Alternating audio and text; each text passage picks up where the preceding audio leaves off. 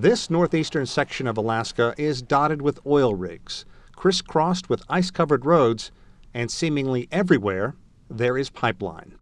Far above the Arctic Circle, near the town of Deadhorse, you can find the start of one of the longest pipelines in the world, the Trans-Alaska Pipeline. And over the years, thousands of workers pretty much came with the same question on their lips. How was I going to stay warm?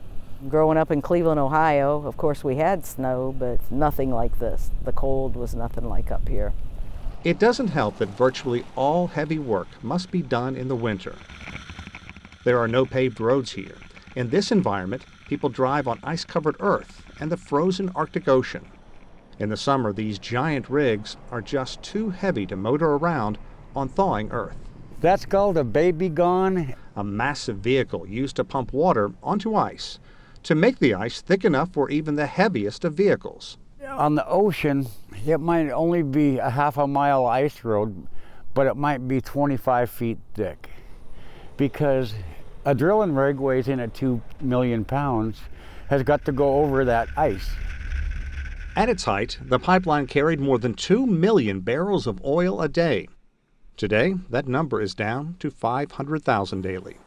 But the oil industry expects to feed the pipeline for years and years to come, despite efforts by the U.S. and other nations to dramatically curb reliance on fossil fuels. I think the reason why investment continues to occur here, exploration, research, regardless of the cost, is we have such mega potential here. The Oil and Gas Association says there is as much as 50 billion barrels of oil left in Alaska's North Slope.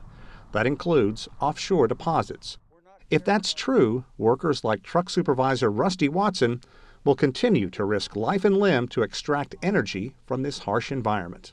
You can ask the thousands of roustabouts, roughnecks, and oil workers why they come to this frozen patch far above the Arctic Circle to make a living.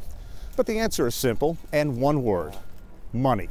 We don't sit out here and suffer and be cold and just because we like it.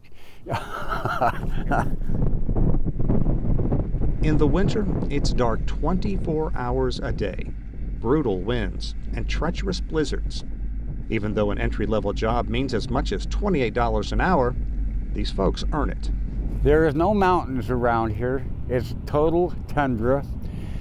When it blows, you can't see where you're going unless you know where you're at. From the time you walk out the door, not being able to see your hand in front of your face.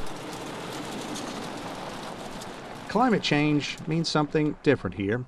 It means more of the Arctic is slowly being opened for exploration and extraction of oil and gas. While much of the world tries to pump the brakes on burning fossil fuels, analysts say as long as we're an oil-dependent world, people here can depend on jobs.